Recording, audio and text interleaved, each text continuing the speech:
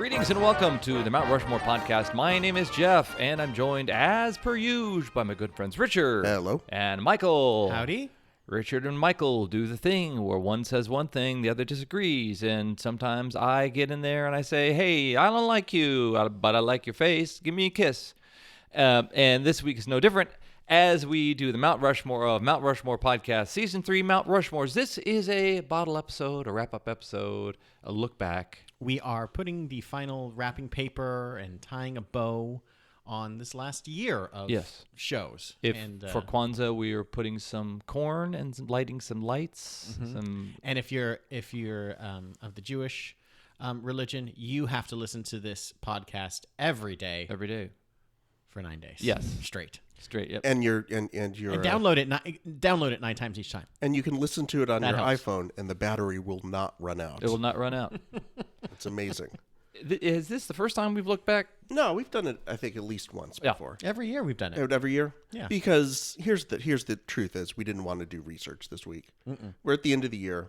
We're tired. Michael's got not a newborn, but a youngish kid that he's doing Christmas stuff for. Oh, he's 18 months old, and we're traveling soon. So we're just like, all of our hairs are just falling out. Oh. Every one of them. Oh. I've got bowl fever, college football bowl fever. And I got to wait a whole 2 days for the Boca Bowl between Northern Illinois and UAB. So, I'm on edge. Browntown. Come back. That's a sports Come back. That's a sports joke, guys. And Jeff. Yeah. Whatever you're doing. Whatever I'm doing. I'm doing yard work. So I guess this is an opportunity for us to look back and pick out some favorite moments. Yeah. We had, this season in particular, we had a lot of great guests, and our show tends to kind of almost have its own uniqueness, and they have their own quality. Some episodes are a bit more esoteric. Some are a bit more head-scratching. Some are very direct. And then some are really kind of made better by the guests that we've had on. So I know that my choices kind of feature kind of a little bit from every plate, and I'm guessing Richard's does too. And Jeff, I'm sure you have a bunch of. Oh crap! You probably have thoughts. He doesn't have any thoughts. He has nothing. He's emptied out by this time of year. Anyway, but the point is I think that it gives us a good opportunity to kind of highlight some of the more fun episodes, or the ones that just came off better, or maybe the terrible. I mean, I don't. I've made picks based on how bad they were. Yeah. In the past, so. And then maybe go back and listen to those episodes too. Yeah. Can I start off with one? Yeah, I designated the topic. You can. Oh, technically, I guess that's accurate. Yeah. Meh. Yeah. So the first thing I thought of was the episode that had the most Jeff cast per minute. Jeff cast. And that was the Mount Rushmore of hacky stand-up comedy topics. Oh yeah. With you and your buddy Murray. Yeah. And it's Give It Up for the Troops. Yeah. Oh my God. That was on mine. That's on my list. Oh, we too. got a joint I think it's on pick. everybody. I think it's on the troops list at this point. Yeah. Is it true that you've actually done some kind of USO or some performing for the military? Yeah, I've been all over the country, and I've been to the Middle East into war zones doing shows. Yeah. So your actions speak louder than your words. Yeah, that's a slap on the back right there. Yeah. And that was an episode that just felt like, at least myself, I felt like I'm just going to stay out of this episode for the most part. Okay. And let you and Murray kind of just go. Yeah. Because it was great. I didn't really know you that well when you were doing stand up. Yeah. Like I knew you, but we weren't like close. Right. So it was great to get to hear these stories of Jeff, doing, his stand up days, which I hadn't never really heard. So there's a ton of Jeff cast going on with that. What you got, Michael? What's your first thought? My first choice, I just went down in order of when we released them. Mount Rushmore of unusual album designs with Jim Henke from the Vinyl Emergency podcast. And that was another one where Richard and I teamed up to take on Jim. And that was the first time on the episode I felt like we've had tons of guests before, but he felt like the most professional. Like an expert. An expert. That's a great way to put it. Where it was like, oh, his depth of knowledge is way going to outstrip whatever we had. And I think this was also a topic that we had a lot of interest in just in general. But I think Pearl Jam always kind of wanted to be Fugazi but if like Neil Young wrote Fugazi songs, Right. is basically like how they wanted to be. And even in like mid-era Pearl Jam, you start to get like, you know, Eddie, when it's a Eddie solo, you know, when he wrote the song himself, like a song like Comatose or some of these other ones that aren't very well loved, you can tell like a major Fugazi, Minor Threat influence there, but yet like clearly, you know, for as early as that band was befriended by Neil Young, they wanted to be, you know, that made them different from Nirvana alone. Right. Just music tends to be one of the things that Richard and I both kind of lean heavily on, and Jim as like a literal expert in vinyl right. and CDs and all the kind of packaging was like, oh, this guy really knows his shit. And I think it just came off in the episode, and it was just super fun, from the kind of gummy skull candy Right. MP3 one to his choice for the one that had the blood. Oh, right. The Friday the 13th. 13th, I think it was. I mean, yeah. just really great, weird choices that like we hadn't considered. Yeah. It was just super. I think the Borglum bag on that one was the Beatles Yesterday and Today, the Butcher Baby cover. And Yeah. I was very happy to reduce the level of discussion and to bring up some of the most lovable mop tops with handfuls of dead babies. That episode was interesting to me because I thought it was going to be a big challenge for us to try to do this. How do we, because this is a topic I think we'd been kicking around for a while, and we always came back to, this is a visual topic.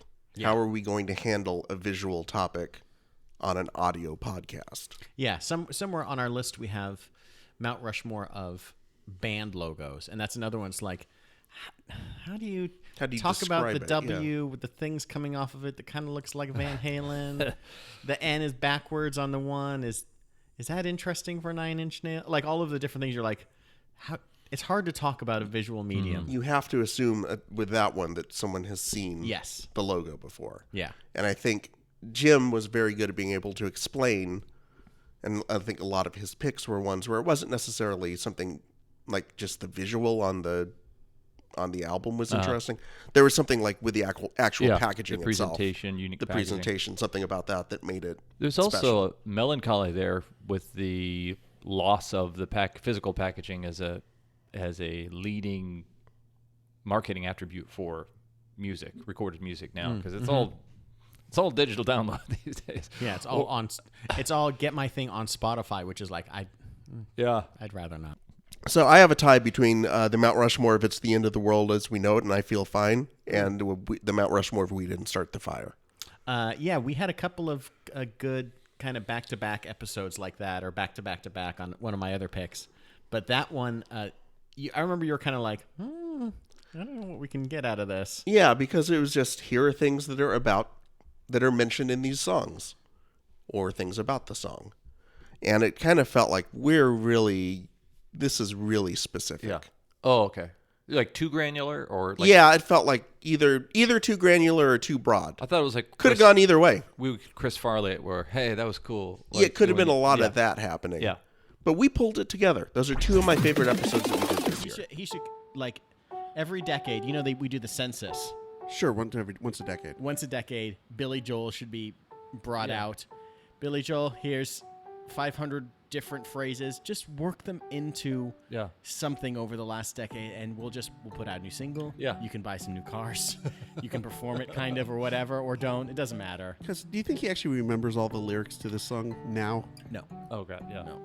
What if he also maybe that's updated... last week we talked about Michael Stipe retiring. Maybe he just stopped remembering the lyrics to It's the End of the World as We Know It, so he couldn't perform it anymore. And it was like they were fun to do. I think.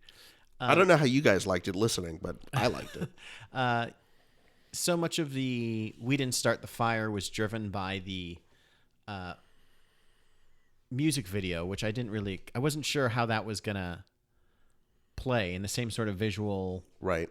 You know, because that's not necessarily the song, but you know, when we at least talk about Mount Rushmore, it doesn't necessarily have to be as, you know, as direct as some other topics. Like a month ago now, we did the Mount Rushmore of cheese, and that wasn't just about a piece of cheese. It was kind of all over the place. And one thing that I do like about this show is that there can be some kind of sixth dimensional thought that goes into a choice. Yeah. And definitely on those episodes, they kind of did that too, where it wasn't just like, oh, these are things that happen in the song. Here are some things that the song kind of reminds me of, or I wish that there was a new, like for the It's the End of the World as We Know It. Like, I like that there was that Twitter often has like a new version of the song whenever the news is particularly crazy for a particular day. Oh. Just the kind of barf of people Right. being indicted. And I love that you can kind of do that for a song. I don't know. Right, that's fun. A new version. But yeah, those were fun episodes. Yeah, I was pleasantly surprised with how well those turned out. So if you guys get a chance, haven't listened to them yet, go back and check them out. They're pretty good. That's my recommendation. Pretty good. I felt we were a little bit prescient. I'm a fan of the 30 for 30 ESPN docs and their podcast, the 30 for 30 podcast, and they did an episode about the most famous upsets, and there were a lot of them that they were talking about. Miracle on Ice, or I think Leeds or Leicester, I don't know who. Leicester City, yeah. Leicester City, but then they said the Douglas Tyson fight was the biggest upset. They were discussing how Vegas odds were, I think, 42-1, and Yep. they could have been 1,000-1, based on how people kind of felt about it. 42 was like the first time they got a bet, I think. But I felt, hey, Richard did a better job of outlining this fight than What an they upset. did. What an upset! Every once in a while, that happens too with like AV Club. Right. Like a topic that we had just recorded kind of pops up, or it shows up a couple weeks before, or there's some sort of Yeah, that's happened a couple. space-time continuum crossing over, and we're like, wait a That's happened a couple of times where in between us recording, because pulling back the curtain a little bit, there's a couple of week gap between when we record and then the editing and getting it out. So there's been a couple of times where, like, in that gap, either it's AV Club or Subvulture or somebody else will put together some list that's basically one of our episodes coming up, and then it feels like we just ripped it off. And it's like, no, we did it first. We just didn't get it out. Yeah. It's funny skimming through there, even just some of the artwork. All of the work that we do happens in such a free-form kind of way. We don't have a marketing team. I mean, we're looking at them, and we're wondering what he's been doing this entire time.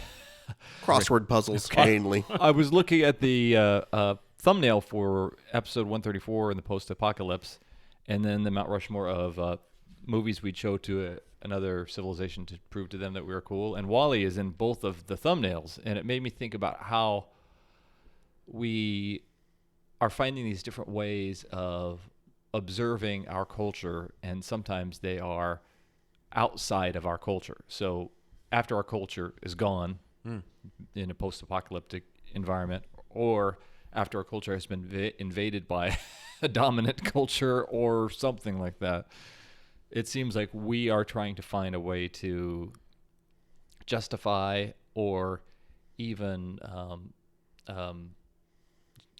brag about this crazy planet and these weirdos that are floating around on it and all the things that they've done that don't make any fucking sense at all. So, what I'm saying is I love you. Aw, love you too. My next choice, I feel all warm inside now, is the Mount Rushmore of...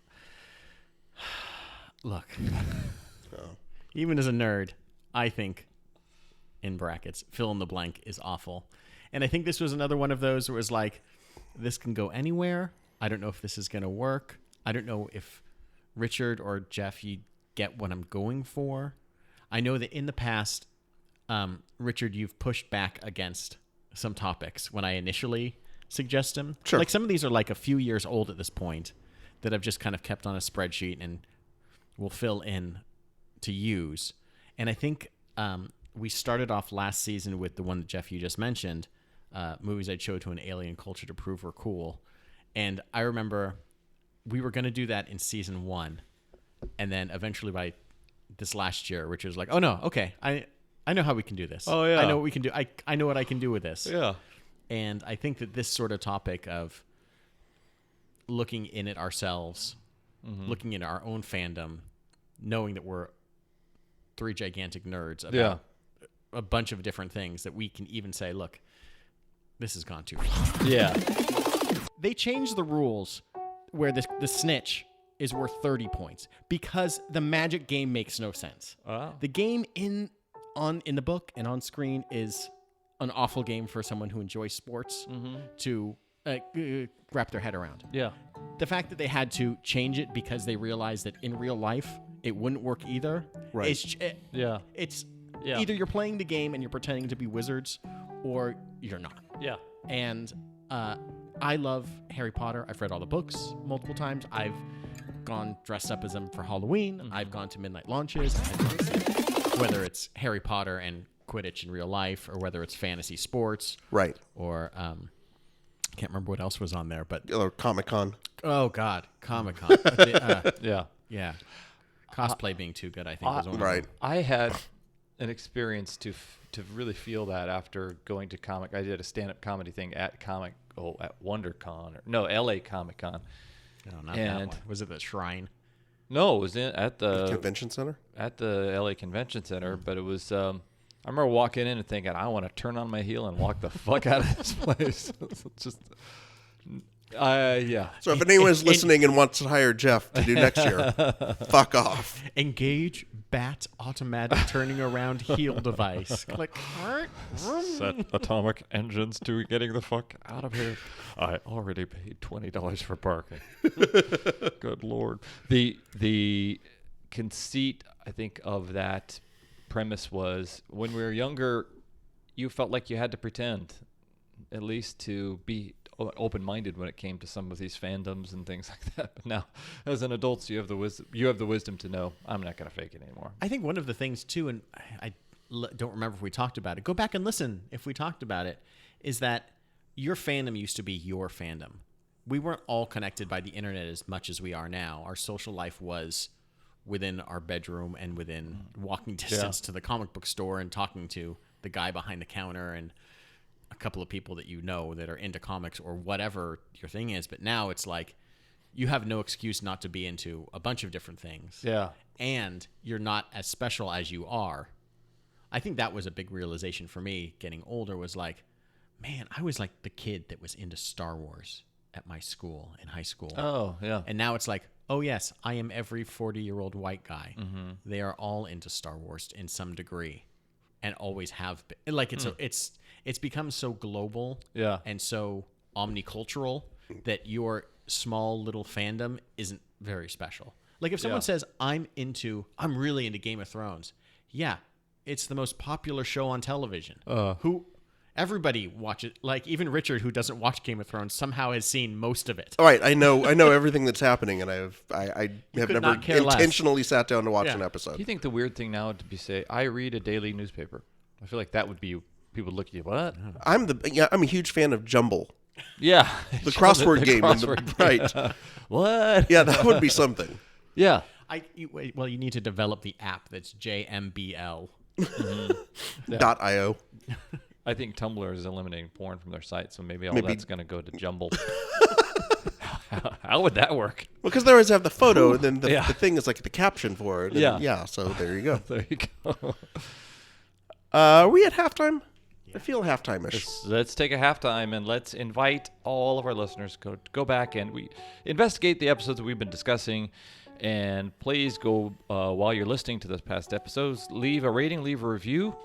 It helps other people find the podcast you've already found. And it helps you eventually impact the earth and leave a mark on this planet. I don't know if your career has done anything special or if you've had kids, offspring, or anything like that, but this may be the only mark you leave. Impact the Earth sounds awfully dire. It sounds like a comet Right. destroying Yeah. one or more different civilizations. So, download, rate, and review on iTunes, on Stitcher, on iHeartRadio, right? Spotify. And Spotify. We're everywhere. Yeah, if you can get a podcast, there's a reasonably good chance you can get ours. Yeah. We'd appreciate it. And support other podcasts like this one.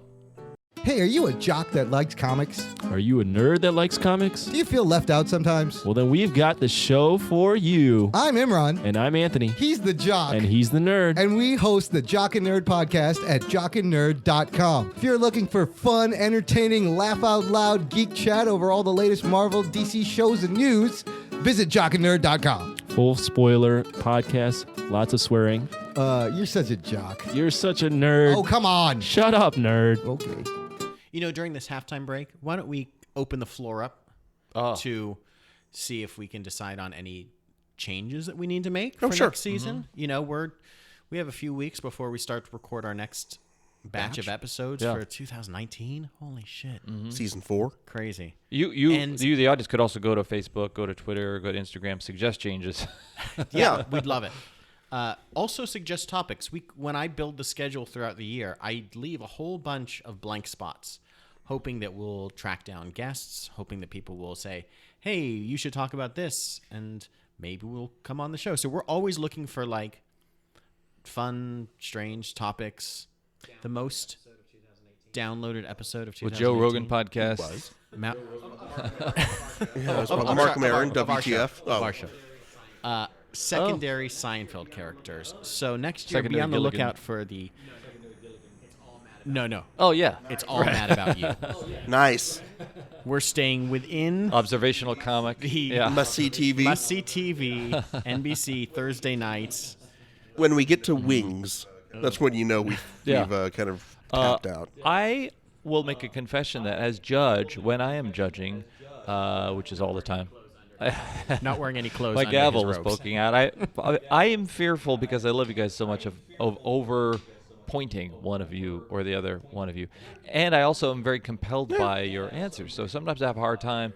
Say one episode, Richard did have 3, Michael had 1, or one of you had 4, and the other had 0, or I had all 4.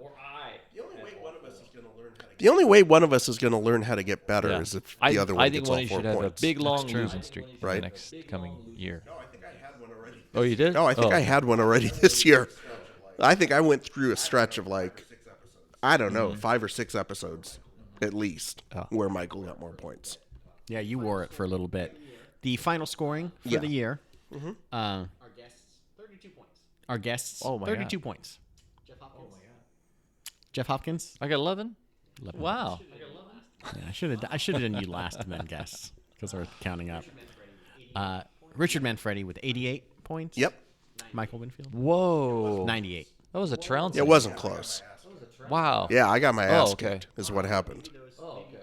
But maybe 11 of those points that were Jeff points could have been your points, and you would have won by 1. Maybe we should have had less guests Huh. and more of my topics. Something to consider. I think we should have point of order.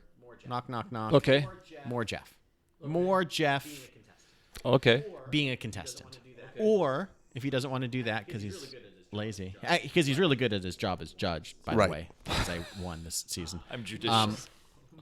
More of Okay. the Borglum bag that is opened and barfed upon us. It's like Christmas throughout the year. Ooh, what's coming out of the Borglum bag? It's always exciting whenever Jeff says that. Yeah, it's like, oh, Yeah. We're gonna It's get like something special in a out of soap this. opera where there's a wedding or something like that, and the doors open, and a woman with like a veil comes through, and says, I have something to say, and everyone Right. turns around.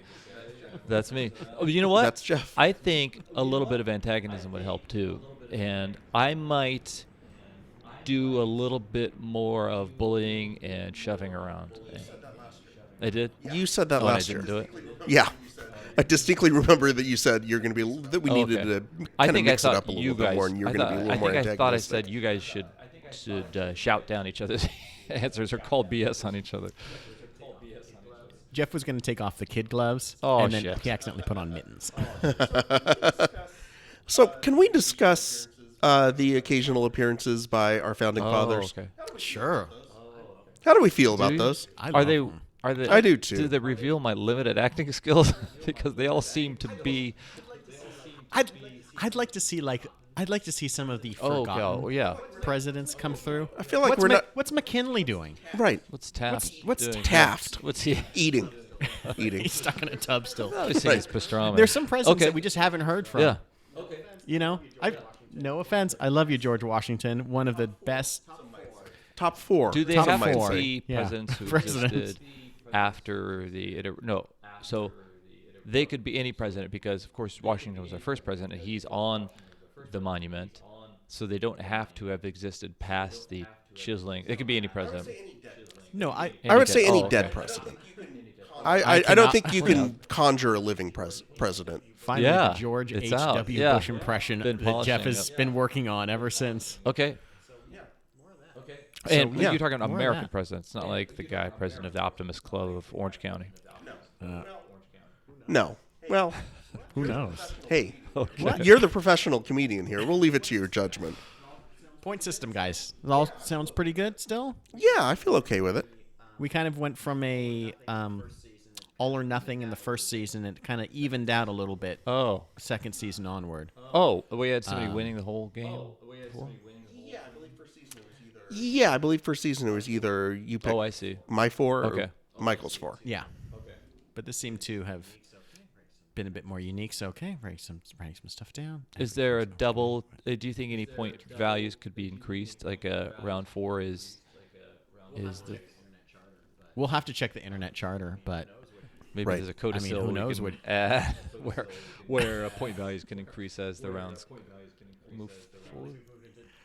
I can't believe we've moved into daily double. Double or nothing Double- round. It's like double- jokering on the quiz, Double pub Rushmore. quiz or something. Maybe if Jeff has a written down Mm-hmm. Borglum bag choice and we happen to choose that, maybe you get Oh, double okay. points for that. I like that. week. That means Jeff has to have one Okay. every week. Yeah. And either you can see this is Which What if gives it's us like more Clue? Borglum What if bags, it's which is sealed what in we the want envelope? anyway. What if I tell you? that's what it Seal, should be. okay. You Yes. have to write it Okay. down, seal it, put it in the middle of the thing, and then we open at the end, and we find Yeah. out if Miss Scarlet did Ouch. do it with a knife in the billiards room. I like that Colonel Mustard is a Southern gentleman, too. Scarlet. My apologies to all of our listeners for us working things out on the air, which we clearly should have done either before or after handed dinner. Or a couple of seasons ago. Yeah. It also would have worked. What if this is But the this is top-rated like- episode? Just 3 white guys Nailed just it. Good. working out their white guy problems. All right. I like the doubling points if you get Okay. Jeff's Borglum Oh, okay. bag choice. Maybe I could hint. because that that's What a if big I hint ego at the stroke back? for What Jeff if there's too. a way to Right. kind of like no breadcrumbs? any No, good thing? no. It's got to be be. organic, It's just got to be yes. organic. It's just got to be like we're copacetic. Well, this will lead to us trying to figure out what Jeff's going to. What if you guess what finger I'm holding under the table?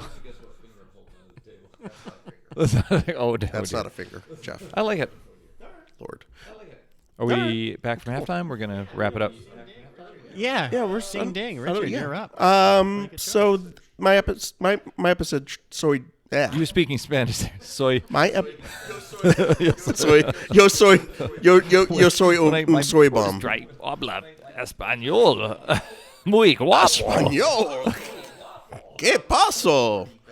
My choice for the best worst episode was our 100th episode, the barbecue special. That was a combination wild fun shit show. Yeah, that's what I'm saying. That's why I was saying it was the best and the worst. I think the party was great. I loved seeing all our friends. I loved seeing Jeff as host. That's always good times. I can't leave my own Jeff party. host Like I have is to a- stay there. I tried. Exactly. Every 15 minutes, he'd come back in with a different set of tacos and be like, "I got, oh, shit, but I gotta go. I gotta go, and I gotta can't go. and then you come back. Yeah, I again. got to leave, but then I had to come gotta back. So that was fun, and just seeing everybody and having everybody talking about the podcast and kind of just having people hanging around. Just Yeah. in general was fun. normally podcast Airplane. at a grill, barbecue, cookout thing with lots of our friends, lots of friends of the podcast, lots of their awesome, wonderful kids, and we're having a great time. I'm Jeff, and I'm joined as always by my good friends Richard. Hello. And Michael. Howdy. And we are privileged to have a few of our past guests here in our present 100th celebration, one of whom is Chapin Hazlett. How you doing, Chapin? I'm great. Chapin has done us a favor and decided really to sit am. down and throw a quickie Rushmore lightning round suggestion at us. And what is that? Daredevils. Whoa, Daredevils! Ooh, good. Wow, this is fabulous. So is this? Could this be? This could be. My heart went out to my wife Emily, and we brought Felix as well, and this was right in the middle of his like no nap strike time, and he wasn't feeling well. He had kind of like this lingering head cold for a month, and he came out and he was just like, she told me later, she's like, it was so miserable. But she jumped on the show. She did. She got to submit some choices and stuff. But those things that you don't know what to do with a sick 8-month-old baby. You're like, I guess bring him out to a barbecue on a Saturday with a podcast. It was just chaos. It was great. It was just people just randomly coming up and sort of commandeering the mic. Yeah. Hi, Patty. Yeah.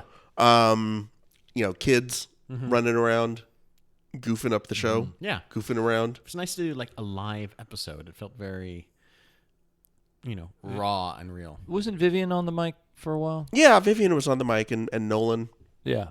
Doug and Monica's kid. Simon was on the ones and twos. Yeah, he was.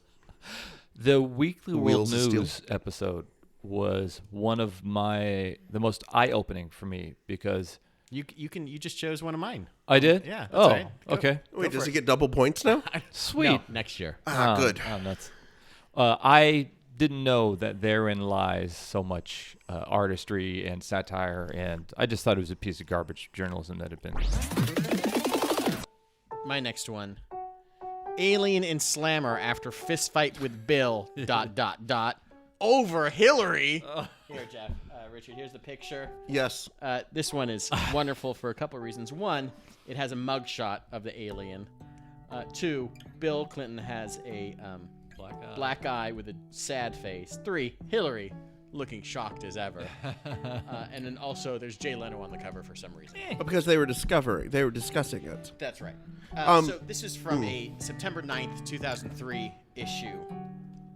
And I believe that this is a pretty long one. That one was Richard's choice topic, and it was a late addition to us recording this year. And that was the one that I was like, oh, I am so excited for this, because I didn't know that I had as much thought and interest in it until Richard said those words. And it was like, this was 100% something that I would read from time to time, and my experience with going to the supermarket and seeing that tabloid. And it was there were two types of tabloids. There was the Inquirer, which just kind of had like more conspiratorial nonsense, Celebrity gossip, celebrity rag nonsense. And then it was, parked right next to Bat Boys running for governor. Yeah. And you're just like, I like one of these two. And I like the one where, Frankenstein's monster might be Dick Cheney, or who knows? Yeah.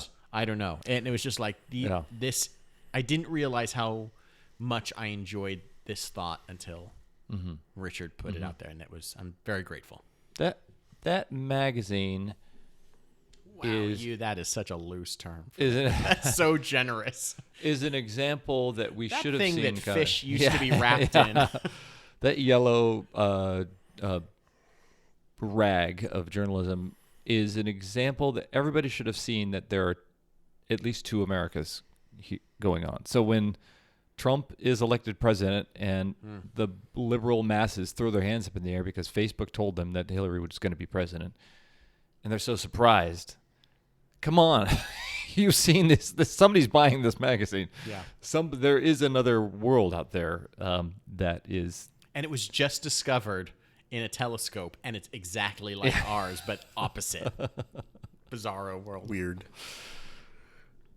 All right. Well, I guess that one, my last choice, and then Richard, you have one after. Mm-hmm. My last choice is episode 118, Old Electronics We Had. Oh, wow. And I love the episodes that are built on our experiences rather than something that you can just research. Oh, yeah. Oh, sure. Because I research is great, and the ones that you can look up to find the clever pick and or find the most obvious choice or the is good. But the ones that are driven by our not shared experiences, but our individual experiences, and to get a story told from each of us. Yeah. I love those episodes. Speaking of the Sony Sports Walkman, the yellow Sony Sports Walkman. Oh, dog. That's amazing. This was actually something that I recently found in my dad's garage. Oh my God. And he had moved at least 5 or 6 times since I'd owned it in the mid-90s. Wow. This is something that I've given to my 1-year-old son, Yeah. Felix, and he just loves pushing the buttons. He doesn't know what anything that you do with it. He just loves opening the little catch on the side that locks the tape in place. Yeah. He loves pushing the buttons. He doesn't know that there's a very priceless Terrence Trent D'Arby single in there. Yeah, I agree. Yeah, mine was the from that. I think my favorite of those was the mall one. That was also a very good one. I think we got a lot of good Jeff on that one. But it just felt like I got a good, because we all had slightly different experiences based on where we grew up. Like you were like in a very mall culture, Michael. Yeah. And Jeff, I think you and I were more in a culture where the mall was literally the only thing to do. Yeah. So it was interesting. I think that one was interesting for me for those reasons. But yeah, I love finding out more about you guys. Yeah. My first jobs were I think I had about 4 different jobs at the Ward Parkway Mall. Jeff Cast. The old electronics we had was right in the middle of, we had like this triptych of like technology episodes. It was the Mount Rushmore of Kickstarter fiascos, old electronics we had, and then rounded out with technology headaches. And it was fun to have, we had a couple of them like that were just like these kind of groups of ideas that we all kind of, I put together to kind of, I don't know if they should have been separated, but they almost felt like they felt Of a kind. like of a kind. There was another couple that we grouped together, like Comfort Foods, and episode 136 and 137. Foods you'd eat at least a year past their expiration date. And the grouping of those things, I always like to do. Yeah, we goofed up not having the fast food monstrosities as part of that one. Yeah, I think In retrospect, we could have held off on that one for a little bit. I'll kind of revisit our schedule for next year and see if I can really ham fist a few of these together. The most important thing is that it makes sense for us. Yeah, but no, the old technology we had, it was just, I wonder how many people have the same experiences that I had. Like, certainly, I'm never gonna forget Richard's The Whiz calculator. Yeah. What was it called? The Merlin? The Merlin. Merlin. The Merlin electronic Game that you could only play 21, but you could only do like 8. 13. 13. Yeah. Like, that is such an amazing story, and I wonder how many people on the other end were listening being like, I had that piece of shit electronic toy. I can't believe my cheap-ass parents got me this awful toy that can only count to 13 because of its shitty memory. Oh, at the time, no. Are you kidding me? 13 was amazing. I would love to see you walk into a Las Vegas casino. with the Merlin. Walking, hey, anywhere I can play some 13? Please leave, sir. Please leave. Oh, we got the camera's focus on you. Right. We got a 13 hustler. Wait a second. We'll dust off the old table. They have this something from the early 80s. They dust it off. Wait, he's using a Merlin. He's cheating. Show me the rule books where it says I can't use this thing. So my last thing, by the way, is just we had a lot of great guests on this year. I think the guest that kicked our ass the most, there just came in so much more prepared than we were, was the girls from the Stupid Station podcast. Oh, Liz and Brenda, yeah. They owned bosses. us a little bit. I I think we were a little cheeky in our choices at times. Right. A little precious, and they were just like a lot more legit. It was much like with Jim. It was very much in their wheelhouse, but I think that even more so, they were like, great, we're going to come in with these 4. These are going to be kick-ass ones. Yeah. This is what we do. Yeah. And like, they were ready to like to go. Mm-hmm. And Michael and I... It's Mount Rushmore of hauntings. Hauntings, exactly. And Michael and I were just sort of like, hey, Scooby-Doo. Yeah. That sounds funny. Yeah. Yeah, we got We got worked on that If we one. did not lose, I'm going to look back and see if did we lose 4-0? No, I think we got 3-1. Well, we probably should have lost 4-0. You know what I think we could do is 3-1. play a montage of everybody we've mentioned on the podcast who died this year, like that they do at the end of the year. Okay, well, there's two lists that we have now. The first list is the list of people that have been on the show that we'd like to thank. Jim Hankey from Vinyl Emergency, Eric Anderson from Awards Watch, Patty Cullum, who did the Mount Rushmore of cover songs better than the original, Bob DeRosa and Ben Rock from 30 Seconds to Live that did the Mount Rushmore of comedy horror films. That was a good episode. The lovely Miss Sarah Reeve, Richard's wife. Yep. Mount Rushmore of TV sitcom pregnancies. Previously mentioned Murray, Liz and Brenda. Rachel from We Are Weezer, who went off topic and did Annoying Things Kids Do. Yeah. And finally, Alex Gradette from the Wild Brunch podcast, who did the Mount Rushmore of breakfast scenes in movies. Yeah, it's always great to have guests. So thank you guys. The most guests we'd had, 9, 10, 11, 12, something like that this year, and always looking for more. Nudge, nudge, wink, wink. Whether it's you or whether you want to recommend, hey, you guys should have such and such from this podcast or from this blog or whatever. But honestly, having guests on there really adds to our show much more than we can really kind of say. Yeah. What was the other second list we were going to talk about? Oh, the people who that died. died. That is a very depressing thing. These are that people happens. who died. We have like a Facebook group that we run for the show that's just like our little private behind the scenes scheduling, what are we going to do. And man, so many people die every year, celebrities and whatnot, that we happen to mention. Mm-hmm. So we always feel like, sorry. Yeah. Did we do that? I don't know. It's like the reverse Midas touch, except with death. I don't think it helps us that our frame of reference is usually people 50 years or older. That's especially me and you. Yeah. We're talking about 70s variety show like staples. Yeah. That's true. Yeah. JP Morgan is going to die pretty soon. Yeah, it's inevitable. Oh, I did it. Oh, my God. Oh, no. Uh-oh. And for all the guests who've been on our show, we lost. No, thank God. No, I don't Zero. think- yeah, zero. There was the end of montage. Begin montage, end montage. Right. No montage. So it sounds like that's it. I think wrapping that's it a up. good bow on the year. It's been a really good year, guys. Yeah. I'm tired, but I'm excited for next season. Yes. Yeah. Should we give a preview of what the first topic next season will be? Sure. Will be? How did my voice get so high like that? That was weird. He's the change. It's happening. Really leading off our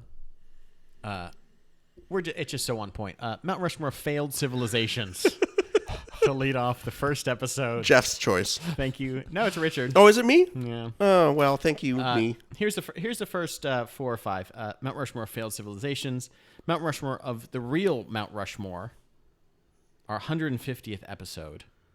My God. Basically, you have to. I know 150. Basically, we have to come up with 4 new faces for Mount Rushmore. Oh. That can't be the same 4 that are currently on there.